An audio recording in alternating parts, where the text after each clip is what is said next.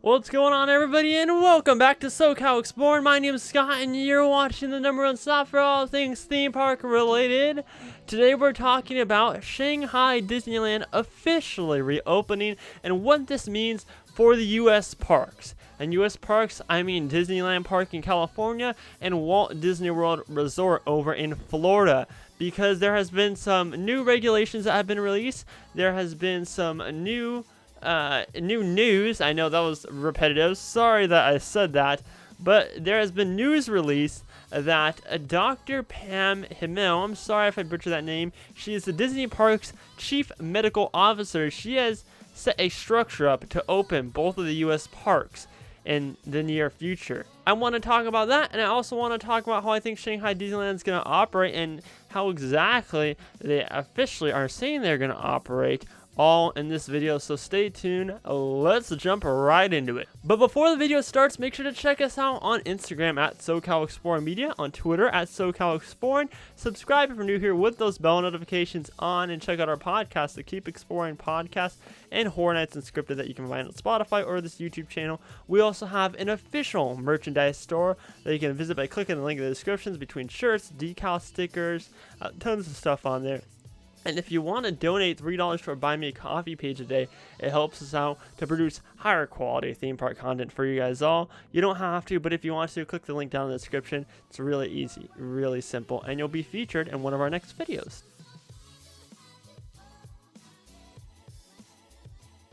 Shanghai Disneyland is officially opening on May 11th. That's right, everybody. May 11th. Breaking news. You guys probably heard that news a couple days ago, and I'm a little bit late on this video, but I wanted to wait a couple days to see if there's any new information coming out. And yes, there has been some information coming out as of today that I am filming this, May 6th. They're not accepting reservations anymore on June 1st for Disneyland in California. They're actually accepting reservations after July, which was predictable. I knew that most likely Disneyland in California was going to open in July. We just have it a little bit worse than Florida does as far as COVID goes. But Walt Disney World is still letting guests make reservations for June 1st and beyond. So that's big news. So what are the regulations going to be for Shanghai Disneyland when it opens next week? Well, it's going to be social distancing, obviously, so there will be different markers throughout the land and throughout the attraction queues to keep you 6 feet away from the group in front of you. If you're going solo, then keep you 6 feet away from the person in front of you. And they'll be all through the land. We have a couple pictures that we've seen, and it looks fairly nice. It doesn't like ghetto at all. It looks actually really nice. It's just saying to stay here so you can prevent the disease from spreading as much as possible while still enjoying these theme parks. It will be a reservation only system, meaning you have to have a reservation to get in to Shanghai Disneyland. There will be a limited amount of ticket sales online on the Shanghai Disneyland website, where you can also find all the different information that we don't provide in this video, but there's going to be reservations. So what are the reservations exactly? Well, if you're an annual pass holder, you have to make a reservation through the Shanghai website, and that information will all be on there. You have to make a reservation to get in, and you have to show a QR code. And I think there's something about you need to show like a green health QR code to be able to access Shanghai Disneyland. But as far as other tickets go, you will only be able to purchase a limited amount of them for the select day that you want to go on the website. No on-site ticket sales at all. Even if it's like a low crowd on one of the days, you will not be able to purchase tickets on site. All of it will be through online. And if you guys are wondering, if any of you guys are planning to make the crazy trip out to Shanghai, even though I still think the borders are closed, but in the near future, if it's still around and you're able to get out there, if you can't use your online website, you have to call in and actually make a ticket or buy a ticket, I'm assuming. Also, one thing that we saw coming was the cancellation of temporary parades, nighttime shows, any shows in specific. They will all be canceled right now to help out with minimizing big crowds. And as we know, with parades, with nighttime spectaculars, we do see big crowds, so those are canceled for the time being.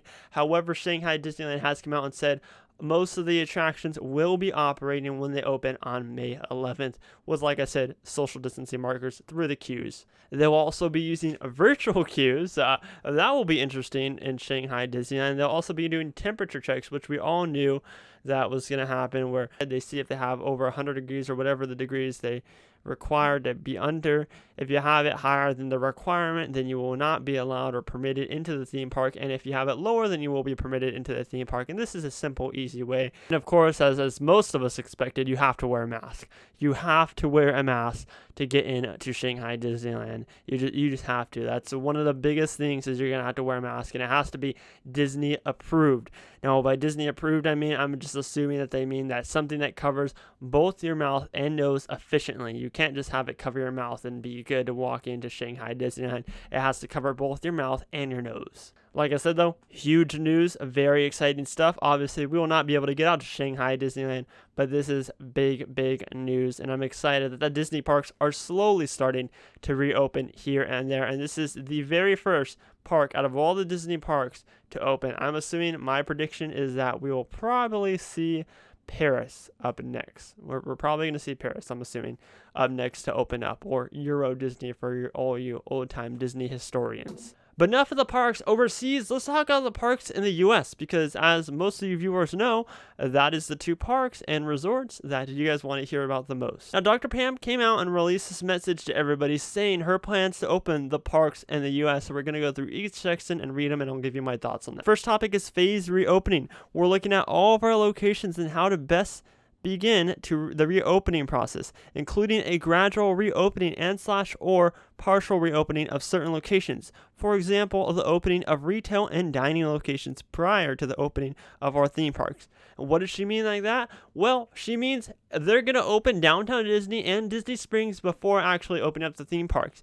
And I bet you guys anything, I bet you guys anything, the time span between them opening Downtown Disney and Disney Springs will be about a month before they open the actual theme parks. It could be a little bit less, probably like I'm gonna say 3 weeks. I think I'm gonna say 3 weeks, and then once they open that up, open Downtown Disney and Disney Springs, and kind of get people used to the social distancing at the parks and the resort, then they'll pull the plug and be like, hey, let's open up the actual theme parks. And I think it'll work differently with Walt Disney World and Disneyland. I'm assuming Walt Disney World we could see as early as like May 20th, somewhere around there. That may be a little too early, but I'm just saying potentially, since there's a lot more leeway in Florida right now, we could see Disney Springs opening around there and getting like a mid-June, kind of early June opening for the actual theme parks. And in California, I could see Downtown Disney opening mid-June and then the actual parks opening mid-July. That's just my honest prediction right now, I think. Physical distancing and capacity measures. As you can imagine, managing guest density in queues, restaurants, hotels, ride vehicles, and other facilities throughout the park and across the resort is a major focus as we implement physical distancing guidelines based on guidance from the CDC and appropriate government agencies. This will likely include implementation of guest capacity measures to comply with state and federal guidelines. We're also exploring ways to use technology to aid us in these efforts, like with our Play Disney Parks app and through virtual queues at Disneyland and Walt Disney World. That pretty much confirms that we're getting virtual queues in the U.S. parks as well, which I'm all for. I think it helps out with, one, social distancing, because that's a big thing going on right now, and two, it helps out with how many people they can actually get into the ride at a time. It helps out with making wait times a little bit shorter, and they can actually focus on making this a virtual queue more than having to get a freaking boarding group in order to access the attraction.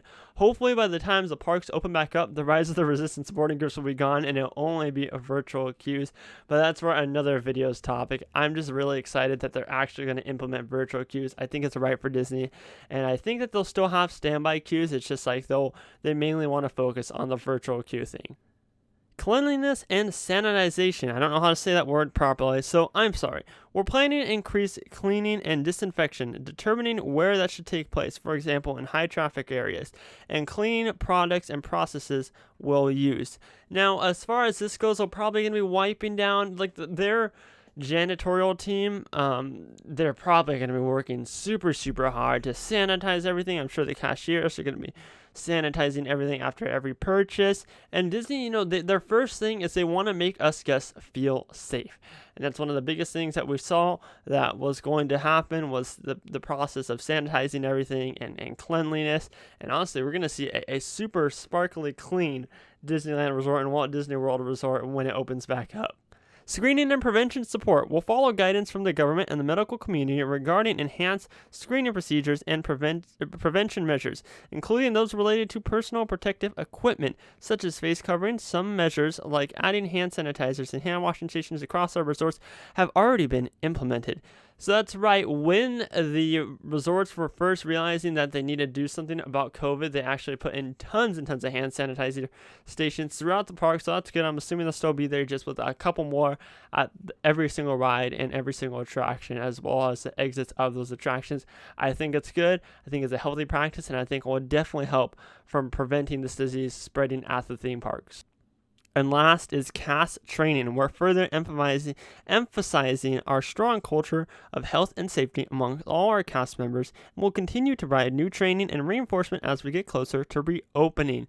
That's right, they're going to retrain all their cast members again, to train them to live in this new normal of sense, to train them to how to sanitize properly and keep us safe, which is also big news.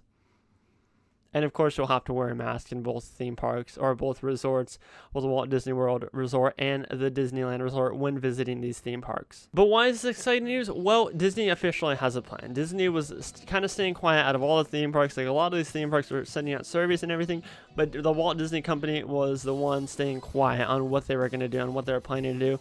So now that they released a process and a project for them to work on to get ready to open these parks back up, we know that they'll be ready. And I'm just really hoping that they don't do a reservation system for the Disney parks in the US, because they have stressed so much that with all these grand openings, as like Rise goes, there's no advantage to getting there early. But I feel like if you're gonna open the Disneyland parks and the Walt Disney Park, you gotta cater to more of the locals, because a lot of tourists are gonna be afraid to travel. So you gotta cater to the locals and screw the reservation process. Just if you get there early, whoever gets in gets in. I think that's honestly the most fair way to do it, in my opinion. But that does it for this video. Let me know about the regulations down below, what you think. Do you think that they're too much? Do you think that they're just the right amount, or do you think that they should have more? And when exactly will you feel comfortable going out to these theme parks when they open back up? My name is Scott. Subscribe if you're new. Check out all of our social medias, all linked down in the description. Positivity is key, and most importantly, remember to keep exploring. Peace.